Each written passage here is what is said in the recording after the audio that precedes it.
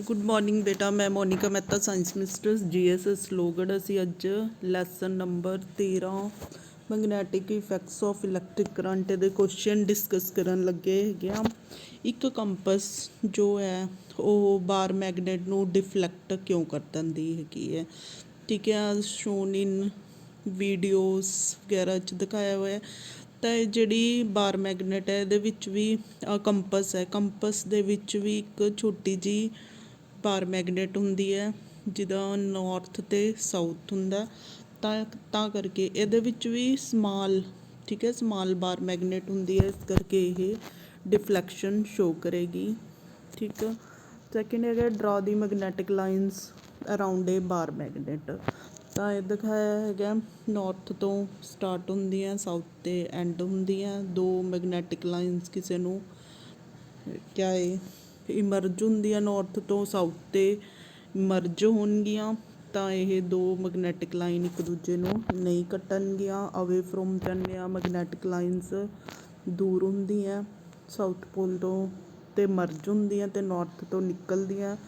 ਦੋ magnetic lines ਕਦੇ ਵੀ ਇੱਕ ਦੂਜੇ ਨੂੰ ਇੰਟਰਸੈਕਟ ਨਹੀਂ ਕਰਨਗੀਆਂ। At the point of intersection ਅਗਰ ਅਸੀਂ ਕੰਪਸ ਰੱਖ ਕੇ ਦੇਖੀਏ ਤਾਂ ਸਿਰਫ ਇੱਕੋ ਹੀ ਡਾਇਰੈਕਸ਼ਨ ਹੋਏਗੀ। ਦੀ ਥਰਡ ਕੁਐਸਚਨ ਹੈਗਾ the two magnetic lines will never intersect each other because at one point of the intersection how can be two directions possible। ਠੀਕ ਹੈ, ਇੱਕ ਜਗ੍ਹਾ 'ਤੇ ਦੋ ਡਾਇਰੈਕਸ਼ਨ ਪੋਸੀਬਲ ਨਹੀਂ ਹੈਗੀਆਂ। ਅਗਲਾ ਕੁਐਸਚਨ ਹੈਗਾ ਸਰਕੂਲਰ ਲੂਪ ਨੂੰ ਟੇਬਲ 'ਤੇ ਰੱਖਿਆ ਤਾਂ ਇਹਦੇ ਵਿੱਚ ਮੈਗਨੈਟਿਕ ਫੀਲਡ ਕਿੱਦਾਂ ਹੋਏਗਾ। ਤਾਂ ਅਸੀਂ ਇਹਦੇ ਉੱਤੇ right hand thumb rule apply ਕਰਦੇ ਹਾਂ। ਇਹ ਦੇਖੋ ਕਰੰਟ ਕੀ ਹੈ, ਇਸ ਡਾਇਰੈਕਸ਼ਨ 'ਚ ਹੈ, ਡਾਊਨਵਰਡ ਹੈ। ਤਾਂ ਫਿੰਗਰਸ ਦੀ ਡਾਇਰੈਕਸ਼ਨ ਕਿਆ ਹੋਏਗੀ, ਥੰਬ ਕਿਆ ਹੈ ਸਾਡਾ ਡਾਊਨਵਰਡ ਹੈ, ਠੀਕ ਹੈ। ਤਾਂ ਇਹਦੀ ਡਾਇਰੈਕਸ਼ਨ ਕਿਆ ਹੈ ਐਂਟੀ ਕਲੋਕਵਾਈਜ਼।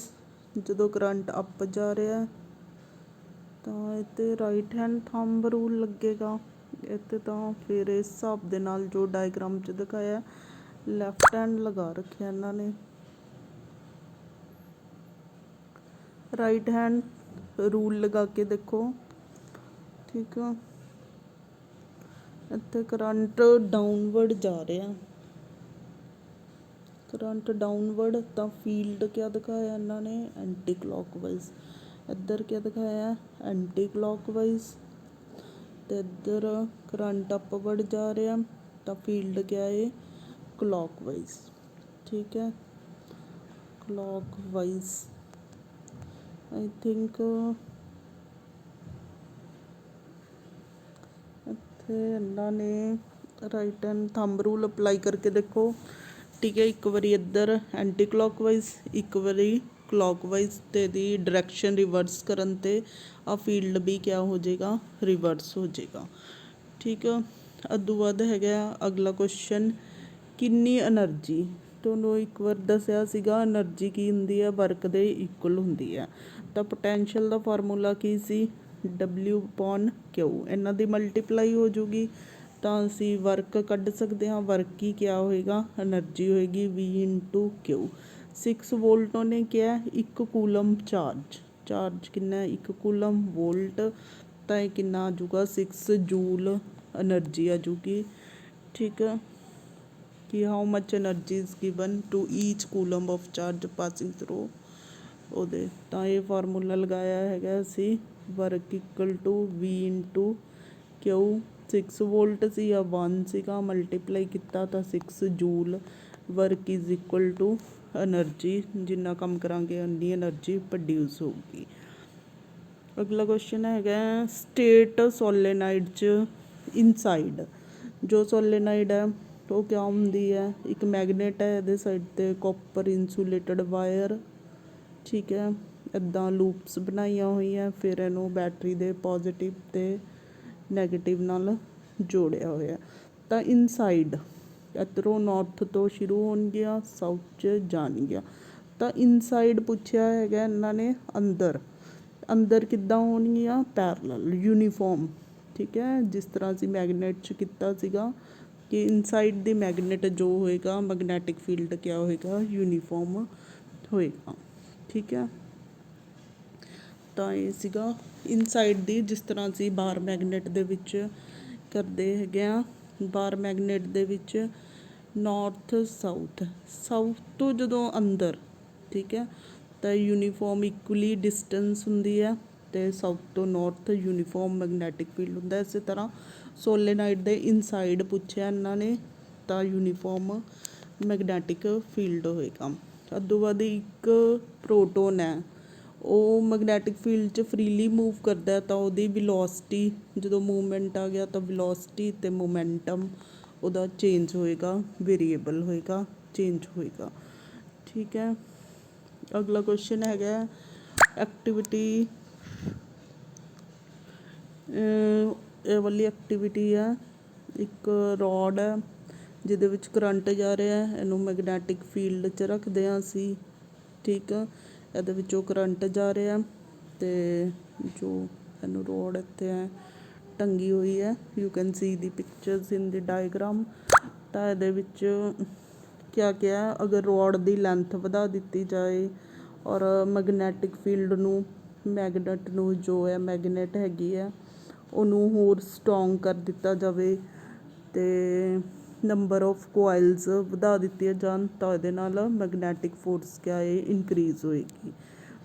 ਲੈਂਥ ਵਧਾਉਣ ਨਾਲ, ਕਰੰਟ ਵਧਾਉਣ ਨਾਲ, ਔਰ ਮੈਗਨੈਟਿਕ ਫੀਲਡ ਦੀ ਸਟਰੈਂਥ ਵਧਾਉਣ ਨਾਲ ਲੂਪ 'ਤੇ ਜੋ ਵੀ ਹੈ ਕਰੰਟ ਕੈਰਿੰਗ ਕੰਡਕਟਰ ਹੈਗਾ, ਤਾਂ ਉਹਦੇ ਉੱਤੇ ਜ਼ਿਆਦਾ ਫੋਰਸ ਲੱਗੇਗੀ। ਉਸ ਤੋਂ ਬਾਅਦ ਅਲਫਾ ਪਾਰਟੀਕਲ ਹੈ। ਠੀਕ ਆ, ਇਹ ਪੋਜ਼ੀਟਿਵਲੀ ਚਾਰਜ ਪਾਰਟੀਕਲ ਪ੍ਰੋਜੈਕਟਡ ਟੂਵਰਡ ਦੀ ਵੈਸਟ।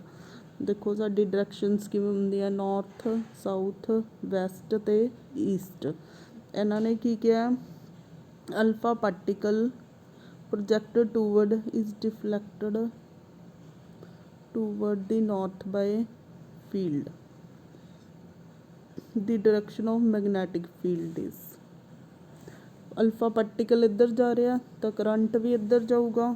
ਠੀਕ ਹੈ, ਫੀਲਡ ਕਿੱਧਰ ਲੱਗ ਰਿਹਾ ਹੈਗਾ, ਫਸਟ ਫਿੰਗਰ ਨੌਰਥ ਕੰਨੀ।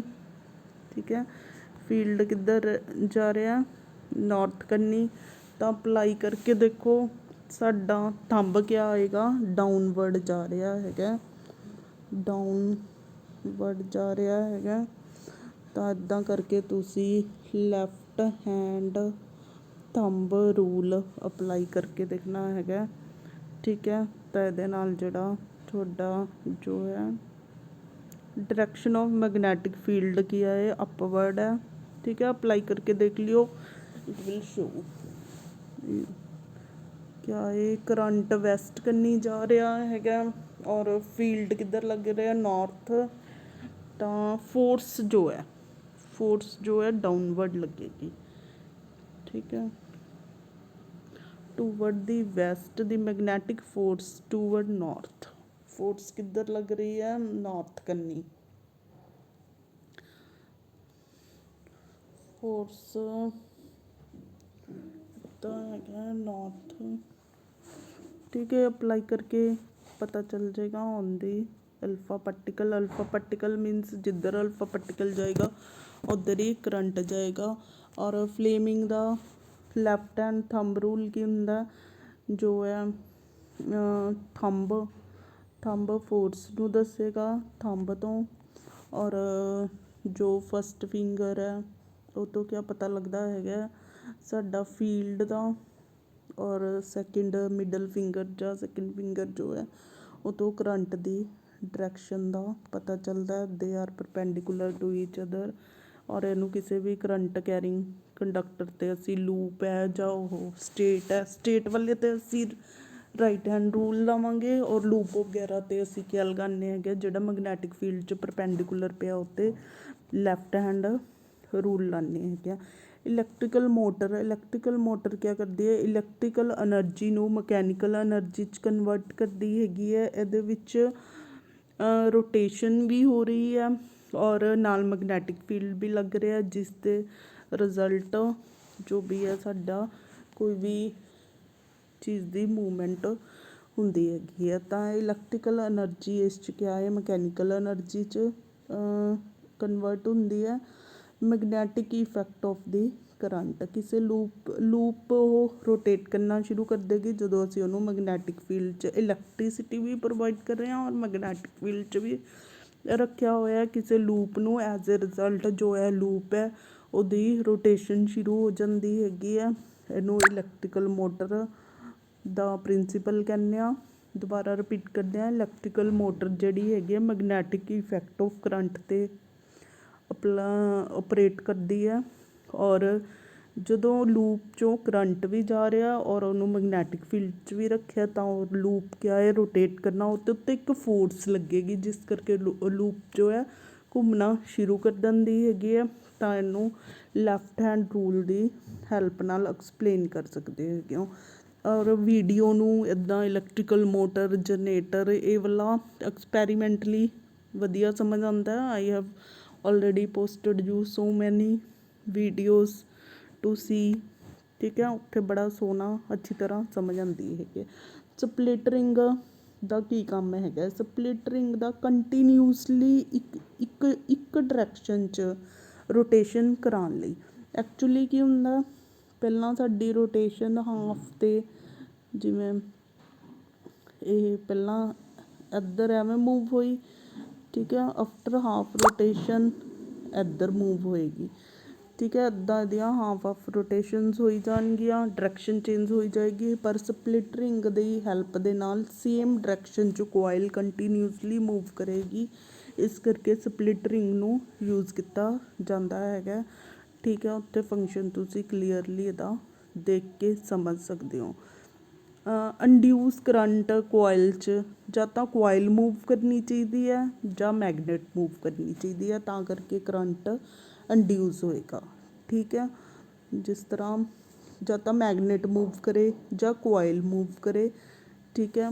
ਤਾਂ ਇੱਦਾਂ ਕਰੰਟ ਕਿਆ ਹੈ ਤੁਹਾਡਾ ਜਨਰੇਟ ਹੋਏਗਾ, ਇੰਡਿਊਸ ਕਰੰਟ ਕਵਾਂਗੇ। ਇਲੈਕਟ੍ਰੀਕਲ ਜਨਰੇਟਰ ਜੋ ਹੈ ਇਹ ਮਕੈਨੀਕਲ ਐਨਰਜੀ ਨੂੰ ਇਲੈਕਟ੍ਰੀਸਿਟੀ 'ਚ ਕਨਵਰਟ ਕਰਦਾ ਹੈਗਾ। ਇਲੈਕਟ੍ਰੋਮੈਗਨੈਟਿਕ ਇੰਡਕਸ਼ਨ 'ਤੇ ਦੇ ਪ੍ਰਿੰਸੀਪਲ 'ਤੇ ਕੰਮ ਕਰਦਾ ਹੈਗਾ, ਠੀਕ ਹੈ। ਕੋਇਲ ਹੈ ਜਿਹੜੀ ਮੈਗਨੈਟਿਕ ਫੀਲਡ 'ਚ ਹੈ, ਠੀਕ ਹੈ, ਰੋਟੇਟ ਕਰ ਰਹੀ ਹੈਗੀ ਹੈ। ਤਾਂ as a result current produce ਹੁੰਦਾ ਹੈਗਾ। ਅਤੇ ਰਾਈਟ ਹੈਂਡ ਥੰਬ ਰੂਲ ਲਗਾਉਂਦੇ ਹੈਗੇ ਆ ਇਲੈਕਟ੍ਰੀਕਲ ਜਨਰੇਟਰ 'ਤੇ। Please electrical motor and generator ਦੀਆਂ ਚੰਗੀ ਤਰ੍ਹਾਂ ਵੀਡੀਓਜ਼ ਦੇਖੋ ਅਤੇ ਉੱਥੋਂ ਸਮਝਣ ਦੀ ਕੋਸ਼ਿਸ਼ ਕਰੋ। ਦੋਨੋਂ ਹੀ AC ਵਾਲੇ ਵੀ ਹੁੰਦੇ ਆ ਅਤੇ DC ਵਾਲੇ ਵੀ ਹੁੰਦੇ ਆ। ਇਲੈਕਟ੍ਰੀਕਲ ਮੋਟਰ ਵੀ ਬਹੁਤ ਟਾਈਪ ਦੀ ਹੁੰਦੀ ਹੈ, AC ਅਤੇ DC। ਸੇਮ ਜਨਰੇਟਰ ਵੀ, ਅਤੇ ਵੀਡੀਓ 'ਚ ਅੱਛੀ ਤਰ੍ਹਾਂ ਸਾਰਾ ਦਿਖਾਇਆ ਹੋਇਆ। ਡਾਇਰੈਕਟ ਸੋਰਸਿਸ ਕੀ ਆਏ, ਸੈੱਲ ਹੋ ਗਿਆ, ਬੈਟਰੀ, DC ਜਨਰੇਟਰ ਵਗੈਰਾ ਡਾਇਰੈਕਟ ਸੋਰਸਿਸ ਹੋ ਗਏ। ਅਲਟਰਨੇਟਿਵ ਕਰੰਟ AC ਜਨਰੇਟਰ ਹੋਣਗੇ, ਪਾਵਰ ਪਲਾਂਟ, ਇਹ ਅਲਟਰਨੇਟਿੰਗ ਕਰੰਟ ਪ੍ਰੋਡਿਊਸ ਕਰਦੇ ਹੈਗੇ ਆ। ਕਦੋਂ ਡਾਇਰੈਕਸ਼ਨ ਚੇਂਜ ਹੁੰਦੀ ਹੈ ਇਹਦੀ? ਆਫਟਰ ਹਾਫ ਰੋਟੇਸ਼ਨ, ਠੀਕ ਹੈ। ਹਾਫ ਰੈਵੋਲੂਸ਼ਨ ਤੋਂ ਬਾਅਦ ਕਿਆ ਹੈ ਕੋਇਲ ਦੀ ਜੋ ਵੀ ਕੋਇਲ ਮੈਗਨੈਟਿਕ ਫੀਲਡ 'ਚ ਰੱਖੇ ਉਹਦੀ ਆਫਟਰ ਹਾਫ ਰੋਟੇਸ਼ਨ ਜਿਹੜੀ ਹੈਗੀ ਡਾਇਰੈਕਸ਼ਨ ਚੇਂਜ ਹੋ ਜਾਂਦੀ ਹੈ ਕਰੰਟ ਦੀ। ਤਾਂ ਡਾਇਰੈਕਸ਼ਨ ਚੇਂਜ ਨਾ ਹੋਵੇ ਉਹਨੂੰ, ਮਤਲਬ ਹਾਫ ਰੋਟੇਸ਼ਨਸ ਨਾ ਹੋਣ, ਕੋਇਲ ਕੰਟੀਨਿਊਸਲੀ ਇੱਕੋ ਹੀ ਡਾਇਰੈਕਸ਼ਨ 'ਚ ਮੂਵ ਕਰਦੀ ਰਹੇ, ਉਹਦੇ ਲਈ ਅਸੀਂ ਸਪਲਿਟ ਰਿੰਗਸ ਕਮਿਊਟੇਟਰ ਜਿਨ੍ਹਾਂ ਨੂੰ ਕਹਿੰਦੇ ਆ ਉਹ ਲਗਾਉਂਦੇ ਹੈਗੇ ਆ ਫੰਕਸ਼ਨਸ। ਤਾਂ ਇੱਦਾਂ, ਠੀਕ ਹੈ। ਇਲੈਕਟ੍ਰੀਕਲ ਮੋਟਰ ਅਤੇ ਜਨਰੇਟਰ ਬਾਰੇ ਅਸੀਂ ਕਿਹੜੀਆਂ ਡਿਵਾਈਸਿਸ ਯੂਜ਼ ਕਰਦੇ ਹੈਗੇ ਆ ਘਰ 'ਚ ਕਿ ਸੇਫਟੀ ਮੇਜਰਮੈਂਟਸ ਲਈ? ਇੱਕ ਤਾਂ ਫਿਊਜ਼ ਯੂਜ਼ ਕਰੋਗੇ, ਫਿਊਜ਼ ਦੇ ਨਾਲ ਜੋ ਹੈ ਉਹਦੀ ਰਜਿਸਟੈਂਸ ਘੱਟ ਹੁੰਦੀ ਹੈ, ਠੀਕ ਹੈ। ਜ਼ਿਆਦਾ ਅਗਰ ਕਰੰਟ ਆਉਂਦਾ ਤਾਂ ਉਹ ਪਿਘਲ ਜਾਂਦਾ ਹੈਗਾ। ਇੱਦਾਂ ਸਾਡੇ ਇਲੈਕਟ੍ਰੀਕਲ ਅਪਲਾਇੰਸਿਸ ਬਚ ਜਾਂਦੇ ਆ। ਔਰ ਅਰਥਿੰਗ ਕਰਦੇ ਹੈਗੇ ਆ ਵਾਇਰ ਦੀ। ਜਿਨ੍ਹਾਂ ਅਪਲਾਇੰਸਿਸ ਦੀ ਮੈਟੈਲਿਕ ਬੋਡੀ ਆ ਉਹਨਾਂ ਨੂੰ ਅਰਥ ਵਾਇਰ ਦੇ ਨਾਲ ਕਨੈਕਟ ਕਰਕੇ ਐਕਸਟਰਾ ਜੋ ਇਲੈਕਟ੍ਰੀਸਿਟੀ ਮਤਲਬ ਲੀਕੇਜ ਹੋ ਰਹੀ ਆ ਉਹ ਅਰਥ 'ਚ ਚਲੀ ਜਾਏਗੀ। ਇੱਦਾਂ ਸ਼ਾਰਟ ਸਰਕਟਿੰਗ ਤੋਂ ਬਚਣ ਲਈ ਅਸੀਂ ਇੱਕ ਤਾਂ ਫਿਊਜ਼ ਯੂਜ਼ ਕਰਾਂਗੇ, ਇੱਕ ਅਰਥਿੰਗ ਕਰਾਂਗੇ। ਹੁਣ ਇਸ ਨੂਮੈਰੀਕਲ 'ਚ ਕਿਆ ਦਿੱਤਾ ਹੋਇਆ? ਪਾਵਰ ਕਿਲੋਵਾਟ 'ਚ ਹੈ, ਤਾਂ ਇਹ ਕਿੰਨੀ ਹੋ ਜੂਗੀ 1000 ਨਾਲ ਮਲਟੀਪਲਾਈ ਕਰਕੇ ਇੰਨੇ ਵਾਟ V ਦਿੱਤਾ, 220 ਵੋਲਟ। I ਕੱਢ ਸਕਦੇ ਹੋ P/V ਕਰਕੇ, ਆਨਸਰ ਕਿੰਨਾ ਆ ਗਿਆ 9.90 ਐਂਪੀਅਰ। ਸਾਡਾ 9 ਆਇਆ, ਪਰ ਇੱਥੇ ਗਿਵਨ ਕਿੰਨਾ ਇੰਨਾ ਹੈ। ਤਾਂ ਜ਼ਿਆਦਾ ਕਰੰਟ ਆ ਰਿਹਾ, ਇਸ ਦੇ ਨਾਲ ਫਿਊਜ਼ ਕਿਆ ਹੈ ਮੈਲਟ ਹੋ ਜਾਏਗਾ, ਅਤੇ ਬ੍ਰੇਕ ਸਰਕਟ ਕਿਆ ਹੈ ਬ੍ਰੇਕ ਹੋ ਜਾਏਗਾ। ਓਵਰਲੋਡਿੰਗ ਤੋਂ ਬਚਾਉਣ ਲਈ ਕਿਹੜੀਆਂ ਪ੍ਰੀਕੋਸ਼ਨਸ ਅਸੀਂ ਯੂਜ਼ ਕਰਾਂਗੇ। ਇੱਕੋ ਹੀ ਸੋਕਟ 'ਚ ਜ਼ਿਆਦਾ ਸਰਕਟ ਨਹੀਂ ਲਗਾਉਣੇ ਚਾਹੀਦੇ, ਠੀਕ ਹੈ। ਜ਼ਿਆਦਾ ਅਪਲਾਈੰਸਿਸ ਇੱਕ ਟਾਈਮ ਨਹੀਂ ਯੂਜ਼ ਕਰਨੇ ਚਾਹੀਦੇ। ਜਿਹੜੇ ਖਰਾਬ ਅਪਲਾਈੰਸਿਸ ਹੈ, ਜਿਨ੍ਹਾਂ 'ਚ ਥੋੜ੍ਹੀ ਬਹੁਤ ਵੀਅਰ ਟੀਅਰ ਹੋ ਚੁੱਕੀ, ਉਹਨਾਂ ਨੂੰ ਵੀ ਨਹੀਂ ਯੂਜ਼ ਕਰਨਾ ਚਾਹੀਦਾ। ਫਿਊਜ਼ ਵਰਤਣਾ ਚਾਹੀਦਾ ਹੈਗਾ। ਅਗਲਾ ਕੁਐਸਚਨ ਹੈਗਾ, ਵਿਚ ਆਫ ਫੋਲੋਇੰਗ ਕਰੈਕਟਰਲੀ, ਇੱਕ ਲੌਂਗ ਸਟੇਟ ਲਾਈਨਸ 'ਤੇ ਇੱਦਾਂ ਕਰੰਟ ਜਾ ਰਿਹਾ ਹੈਗਾ, ਤਾਂ ਇਹਦੇ ਸਰਾਊਂਡਿੰਗ ਜੋ ਫੀਲਡ ਹੈ ਕੋਸੈਂਟਰਿਕ ਸਰਕਲਸ ਹੋਣਗੇ, ਤਾਂ ਡੀ ਵਿਲ ਬੀ ਆਪਸ਼ਨ। ਜੇ ਅਪਵਰਡ ਜਾ ਰਿਹਾ, ਅਪਵਰਡ ਹੈ ਕਰੰਟ ਦੀ ਡਾਇਰੈਕਸ਼ਨ, ਤਾਂ ਕਲੌਕਵਾਈਜ਼, ਠੀਕ ਹੈ। ਜੇ ਡਾਊਨਵਰਡ ਜਾਏਗਾ ਕਰੰਟ, ਤਾਂ ਐਂਟੀ ਕਲੌਕਵਾਈਜ਼। ਕੋਸੈਂਟਰਿਕ ਸਰਕਲਸ ਦੀ ਫਾਰਮ 'ਚ ਕਿਆ ਹੋਏਗਾ ਫੀਲਡ ਹੋਏਗਾ, ਮੈਗਨੈਟਿਕ ਫੀਲਡ, ਠੀਕ ਹੈ। ਇੱਦਾਂ ਇਹਨੂੰ ਕਿਹੜੇ ਰੂਲ ਨਾਲ ਐਕਸਪਲੇਨ ਕੀਤਾ ਹੈਗਾ, ਰਾਈਟ ਹੈਂਡ ਥੰਬ ਰੂਲ ਦੇ ਅਕੋਰਡਿੰਗ, ਕਿ ਕਰੰਟ ਕੈਰਿੰਗ ਕੰਡਕਟਰ ਹੈਗਾ ਉਸ 'ਚੋਂ ਕੋਸੈਂਟਰਿਕ ਜੋ ਹੈਗਾ ਫੀਲਡ ਹੋਏਗਾ। ਤਾਂ answer will be D. Phenomena of electromagnetic induction is, ਇਹ ਹੈਗਾ ਇਸ 'ਚੋਂ ਕੋਇਲ ਮੂਵ ਕਰੇਗੀ, ਠੀਕ ਹੈ। ਜਦੋਂ ਉਹਦੇ ਵਿੱਚੋਂ ਕਰੰਟ ਜਾ ਰਿਹਾ, ਕੋਈ ਕੋਇਲ 'ਚੋਂ ਕਰੰਟ ਜਾ ਰਿਹਾ, ਤਾਂ ਕੋਇਲ ਮੂਵ ਕਰੇਗੀ। ਜਦੋਂ ਉਹਨੂੰ ਮੈਗਨੇਟ ਦੇ ਇਨਸਾਈਡ ਰੱਖਿਆ ਹੋਇਆ, ਤਾਂ ਮੂਵਮੈਂਟ ਆਫ ਦੀ ਜੋ ਕੋਇਲ ਹੈਗੀ ਹੈ, ਠੀਕ ਹੈ। ਜਨਰੇਟਰ ਦੇ ਵਿੱਚ ਕਰੰਟ ਵੀ ਜਾ ਰਿਹਾ, ਅਤੇ ਇਹਨੂੰ ਅਸੀਂ ਮੈਗਨੈਟਿਕ ਫੀਲਡ ਦੇ ਵਿੱਚ ਵੀ ਰੱਖਿਆ ਹੈਗਾ, ਤਾਂ ਇਸ ਕਰਕੇ ਜੋ ਕੋਇਲ ਕੀ ਹੈ ਮੂਵ ਕਰੇਗੀ। ਇਸ ਨੂੰ ਇਲੈਕਟ੍ਰੋਮੈਗਨੈਟਿਕ ਇੰਡਕਸ਼ਨ ਕਹਿੰਦੇ ਆ, ਕਿ ਕਰੰਟ ਇੰਡਿਊਸ ਹੋਇਆ। Device used for producing electrical current ਨੂੰ ਪ੍ਰੋਡਿਊਸ ਕਰਨ ਲਈ ਅਸੀਂ ਜਨਰੇਟਰ ਦੀ ਯੂਜ਼ ਕਰਦੇ ਹੈਗੇ ਆ। AC ਜਨਰੇਟਰ ਅਤੇ DC ਜਨਰੇਟਰ 'ਚ, AC ਜਨਰੇਟਰ 'ਚ ਜਿਹੜਾ ਹੈਗਾ essential difference between AC generator ਅਤੇ DC ਜਨਰੇਟਰ 'ਚ ਰਿੰਗਸ ਦਾ ਫਰਕ ਹੁੰਦਾ ਹੈ, ਠੀਕ ਹੈ। ਜਿਹੜਾ AC ਜਨਰੇਟਰ ਹੈ, ਡੀ ਆਪਸ਼ਨ ਆਏਗੀ। AC ਜਨਰੇਟਰ 'ਚ ਸਲਿੱਪ ਰਿੰਗਸ ਅਤੇ DC 'ਚ ਹਾਫ ਰਿੰਗਸ, ਠੀਕ ਹੈ। ਜੋ ਕਮਿਊਟੇਟਰ ਹੈ ਜਾਂ ਸਲਿੱਪ ਰਿੰਗਸ ਹੈ, ਇਹ ਵਾਲੀ ਆਪਸ਼ਨ ਆਏਗੀ। ਇਹਦੇ ਨਾਲ ਹੀ ਡਾਇਰੈਕਸ਼ਨ ਆਫ ਕਰੰਟ ਯੂਨੀਫਾਰਮ ਹੁੰਦੀ ਹੈ, ਇੱਕੋ ਡਾਇਰੈਕਸ਼ਨ 'ਚ ਜਾਂਦਾ। ਤਾਂ ਕਮਿਊਟੇਟਰਸ ਜਾਂ ਸਲਿੱਪ ਰਿੰਗਸ। ਅਗਲਾ ਕੁਐਸਚਨ ਹੈਗਾ, at the time of short circuit ਦੀ current in circuit is increase, ਠੀਕ ਹੈ। ਜੇ ਜ਼ਿਆਦਾ ਕਰੰਟ ਆਏਗਾ ਇਨਕਰੀਜ਼ਡ ਅਬਰਪਟਲੀ, ਤਾਂ ਉਹਦੇ ਨਾਲ ਕਿਆ ਹੈ ਸ਼ੋਰਟ ਸਰਕਟਿੰਗ ਆ ਜਾਂਦੀ ਹੈਗੀ ਹੈ।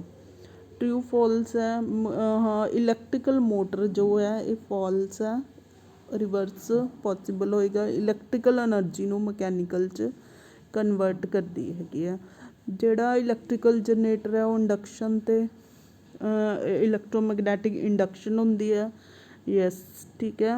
ਟਰੂ ਹੈਗਾ। ਇਸ 'ਚ ਇੱਕ ਲੂਪ ਹੈ ਜਿਹਦੇ ਵਿੱਚੋਂ ਕਰੰਟ ਫਲੋ ਕਰ ਰਿਹਾ, ਉਹਨੂੰ ਮੈਗਨੈਟਿਕ ਫੀਲਡ 'ਚ ਰੱਖਦੇ ਹਾਂ, ਤਾਂ ਐਜ਼ ਅ ਰਿਜ਼ਲਟ ਇੱਕ ਲੂਪ ਹੈ ਰੋਟੇਟ ਕਰ ਰਹੀ ਹੈ, ਔਰ ਮੈਗਨੈਟਿਕ ਫੀਲਡ 'ਚ ਰੱਖਿਆ, as a result current produce ਹੁੰਦਾ, ਇੰਡਿਊਸ ਹੁੰਦਾ, ਤਾਂ ਇਹ ਟਰੂ ਹੈਗਾ।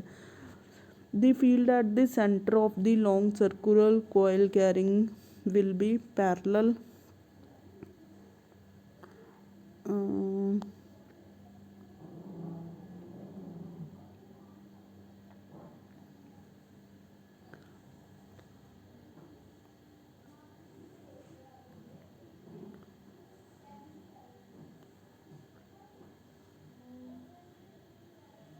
Inside the solenoid are parallel lines.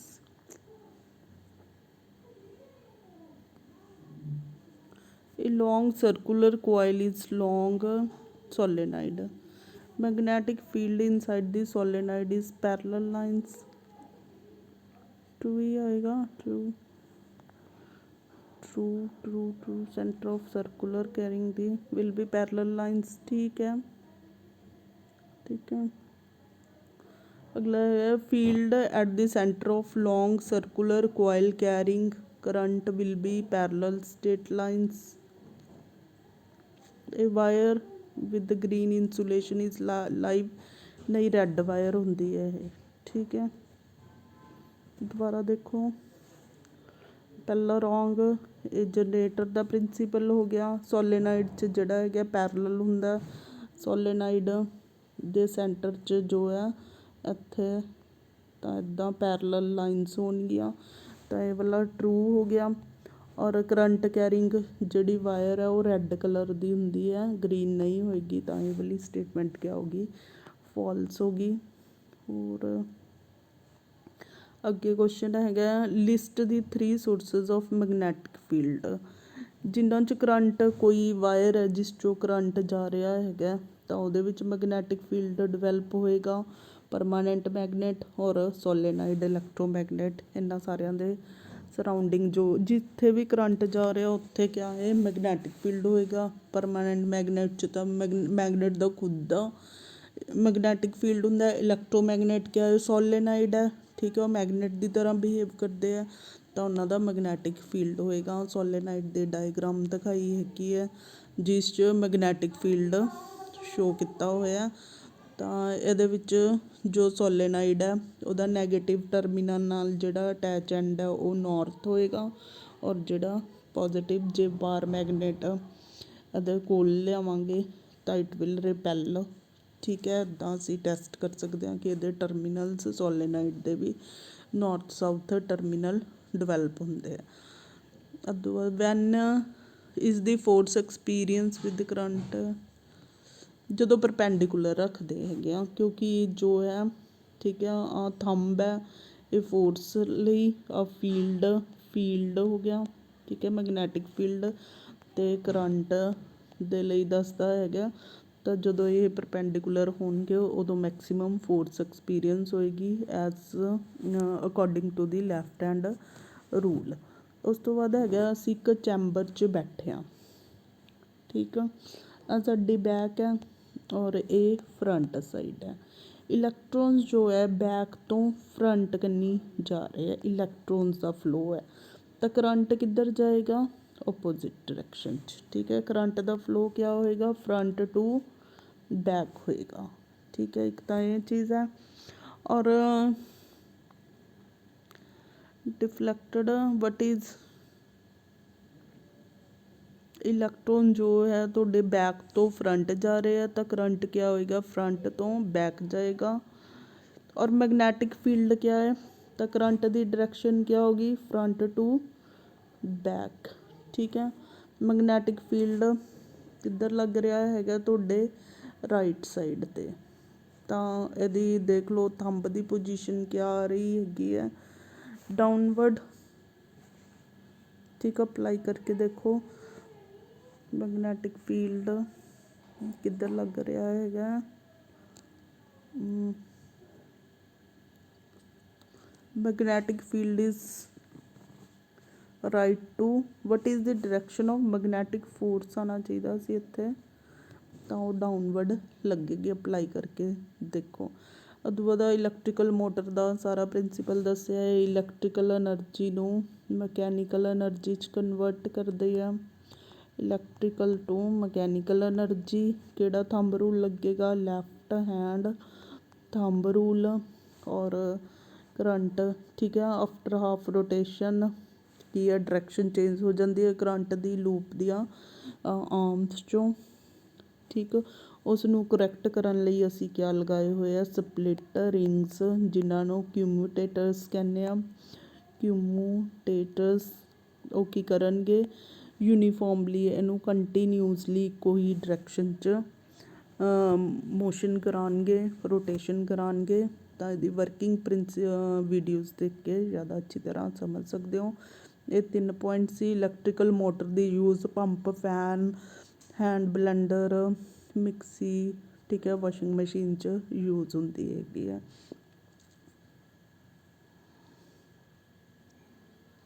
ਉਦੋਂ ਬਾਅਦ ਗਲਵੈਨੋਮੀਟਰ ਵਾਲੀ ਇਹ ਦਿਖਾਈ ਹੈਗੀ ਹੈ ਤੁਹਾਡੀ, ਇੱਦਾਂ ਲੂਪ ਲਪੇਟੀ ਹੋਈ ਹੈ, ਇੱਥੇ ਗਲਵੈਨੋਮੀਟਰ ਲਗਾਇਆ ਔਰ ਇਹਦੇ ਨਾਲ ਬੈਟਰੀ ਵਗੈਰਾ ਵੀ ਲਗਾਈ ਹੈ।